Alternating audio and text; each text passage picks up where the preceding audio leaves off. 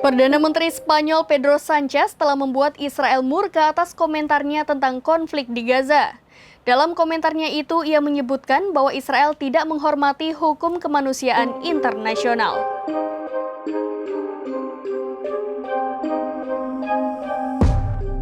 Perdana Menteri Spanyol Pedro Sanchez telah membuat murka Israel atas komentarnya tentang konflik di Gaza. Komentarnya itu menyebabkan Duta Besar Spanyol dipanggil atas pernyataannya bahwa Israel tidak menghormati hukum kemanusiaan internasional.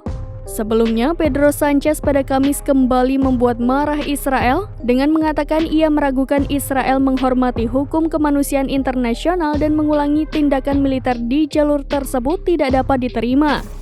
Komentar Perdana Menteri tersebut mendorong pemerintah Israel memanggil Duta Besar Spanyol untuk meminta teguran untuk kedua kalinya dalam waktu kurang dari 10 hari. Juru bicara Kementerian Luar Negeri Spanyol belum bisa memberikan komentar.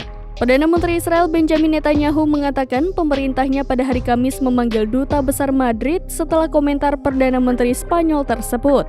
Pekan lalu, komentar serupa dari Sanchez dan rekannya dari Belgia, Alexander De Croo di penyeberangan Rafah yang dikuasai Mesir mendorong Menteri Luar Negeri Israel Eli Cohen memanggil duta besar kedua negara atas pernyataannya yang menurutnya mengulangi klaim palsu dan memberikan dorongan pada terorisme.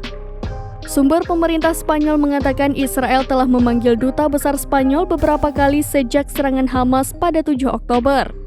Meskipun ada perselisihan diplomatik pada minggu lalu, Sanchez yang mendorong konferensi perdamaian mengatakan dalam wawancara bahwa hubungan antara Israel dan Spanyol telah memburuk. Ia juga mengatakan bahwa negara-negara Eropa harus mengakui negara Palestina.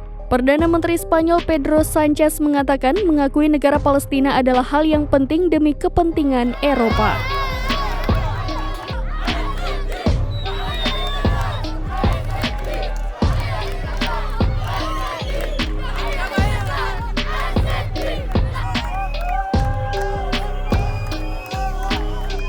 Demikian informasi terkini, Syedaralun saksikan terus berita lainnya di kanal YouTube Serambi News, website dan Facebook serambinews.com.